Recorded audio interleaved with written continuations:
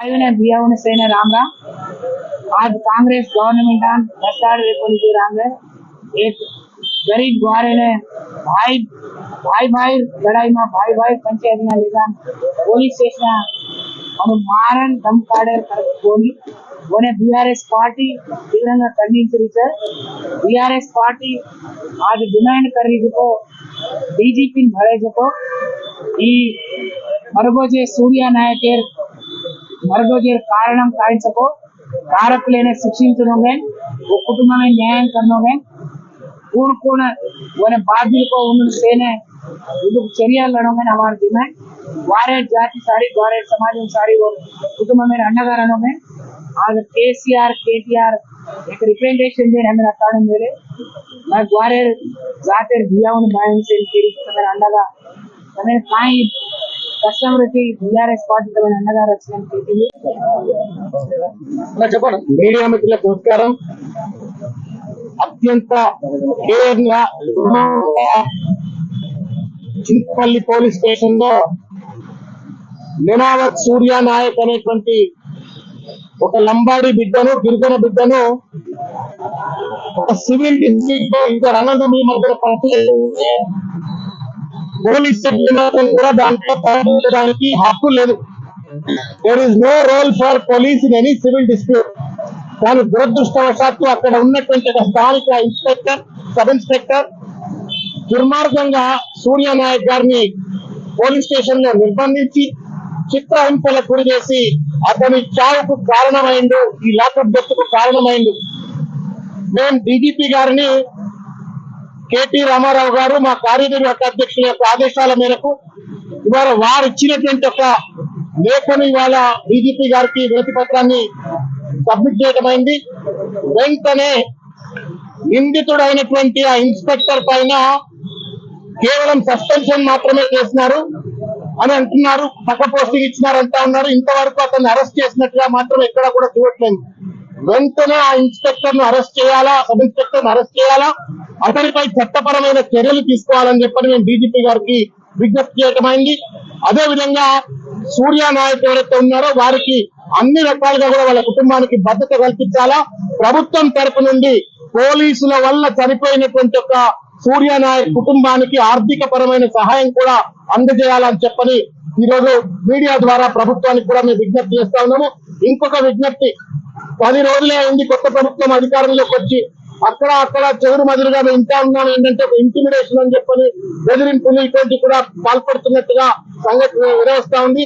ఈ యొక్క అంశాన్ని కూడా పోలీసుల దృష్టికి డీజీపీ గారి దృష్టికి తీసుకెళ్లాము. ఎక్కడైనా ఇటువంటి ఒక కంప్లైంట్స్ ఉంటే మాత్రం వెంటనే చర్యలు తీసుకోవాలా. ఫ్రెండ్లీ పోలీసింగ్ గా 10 సంవత్సరాల పాటు ప్రభుత్వం అద్భుతంగా పోలీసులు పనిచేస్తున్నారు. ఆ ఫ్రెండ్లీ పోలీసింగ్ అట్లాగే కొనసాగాల. లా అండ్ ఆర్డర్ ఎవరైనా వైలేట్ చేస్తే చర్యలు తీసుకోండి, కానీ రాజకీయ కక్షలకు కార్పణ్యానికి తెలంగాణ వేదిక కాకుండా చూడాలని చెప్పని కూడా డీజీపీ గారికి విజ్ఞప్తి చేయడమైంది. సానుకూలంగా స్పందించినారు, చర్యలు తీసుకుంటామని చెప్తున్నారు. మాజీ మంత్రి సత్యవతి రాథోడ్ గారి నేతృత్వంలో టీఆర్ఎస్ పార్టీ ప్రతినిధుల బృందం రాష్ట్ర డీజీపీ గారిని కలవడం జరిగింది. నల్లగొండ జిల్లాలో జరిగినటువంటి సంఘటన చింతపల్లి పోలీస్ స్టేషన్ పరిధిలో రామారావు గారు రాసినటువంటి రిప్రజెంటేషన్ డీజీ గారికి ఇవ్వడం జరిగింది. అక్కడ జరిగినటువంటి సంఘటనకు సంబంధించి త్వరగా విచారణ చేపట్టాలని, లోతుగా విచారణ చేపట్టాలని, తక్షణమే చర్యలు తీసుకోవాలని, నిష్పక్షపాతమైనటువంటి దర్యాప్తు జరపాలని, ఈ సంఘటన బాధ్యులైనటువంటి కూడా రాలేదు. ఇటువంటి సంఘటనలు జరగడం చాలా బాధాకరం, దురదృష్టకరం. ఒక లంబాడ బిడ్డ, ఒక ఎస్సీ బిడ్డ, ఆయనకు సంబంధించి ఒక సివిల్ డిస్ప్యూట్, పోలీసులకు ఎలాంటి సంబంధం లేనటువంటి అంశంలో ఈ రకమైనటువంటి జరగడం నిజంగా ఇది మంచి పరిణామం కాదు. కొత్త ప్రభుత్వం వచ్చిన తర్వాత ఈ తెలంగాణ రాష్ట్రంలో ఇది మంచి పరిణామం కాదని చెప్పి డీజీపీ గారిని కోరినాం. అదేవిధంగా రాష్ట్ర వ్యాప్తంగా బీఆర్ఎస్ పార్టీ శ్రేణులకు కానీ, మా ప్రజాప్రతినిధులు, మాజీ ప్రజాప్రతినిధులు, కార్యకర్తలకు సంబంధించి కూడా అక్కడక్కడ దాడులు చేయడం కానీ, కాంగ్రెస్ పార్టీకి సంబంధించినటువంటి వాళ్ళు ఫోన్ చేసి బెదిరించడాలు కానీ, రిటర్న్ కాల్స్ చేయడం కానీ ఇటువంటివి కూడా జరుగుతూ ఉన్నాయి. సో దీని విషయాల్లో కూడా మీరు చర్యలు తీసుకోవాలి అనేటటువంటి విషయాన్ని డీజీపీ గారికి చెప్పడం జరిగింది. డెఫినెట్ గా అందరితో మాట్లాడతాము, అటువంటి సంఘటనలు జరగకుండా చూసుకుంటామని చెప్పి డీజీపీ గారు చెప్తున్నారు. ఇవాళ మేము బీఆర్ఎస్ పార్టీ ప్రతినిధుల బృందం డీజీపీ గారిని ఒకటే కోరినాం, మా నాయకులు కేసీఆర్ గారు ముఖ్యమంత్రిగా ఉన్న 10 సంవత్సరాల కాలంలో ఈ రాష్ట్రంలో శాంతి భద్రతలు చాలా బ్రహ్మాండంగా జరిగినాయి. ఫ్రెండ్లీ పోలీసింగ్ నడిచింది.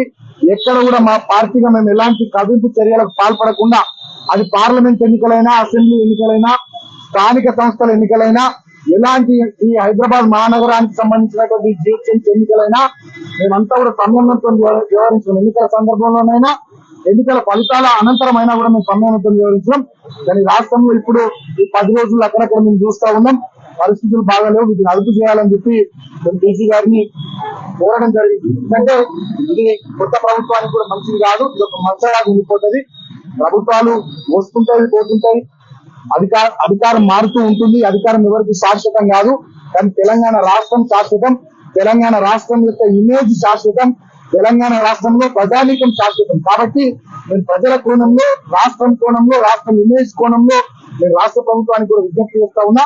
ఇటువంటి సంఘటనలు ఎక్కడ కూడా జరగకుండా ప్రభుత్వం కూడా కట్టుదిట్టమైనటువంటి చర్యలు తీసుకోవాలని నేను రాష్ట్ర ప్రభుత్వాన్ని కూడా కోరుతూ, అందరూ కూడా సంయమనం పాటించి డెఫినెట్ గా ఒక మంచి ప్రశాంతమైనటువంటి వాతావరణంలో తెలంగాణలో రాబోయే రోజుల్లో మంచి పరిపాలన కొనసాగేటట్టు ప్రభుత్వం చర్యలు తీసుకోవాలని, ఆ దిశగా ప్రభుత్వం మంచి ఆలోచన చేయాలని చెప్పి నేను ప్రభుత్వాన్ని కూడా మీడియా ద్వారా కోరుతా ఉన్నా. ఇప్పటికే రాష్ట్ర వ్యాప్తంగా మాకు కూడా చాలా మందికి చెప్తా ఉన్నారు మా కార్యకర్తలు, నాయకులు, ప్రజాప్రతినిధులు.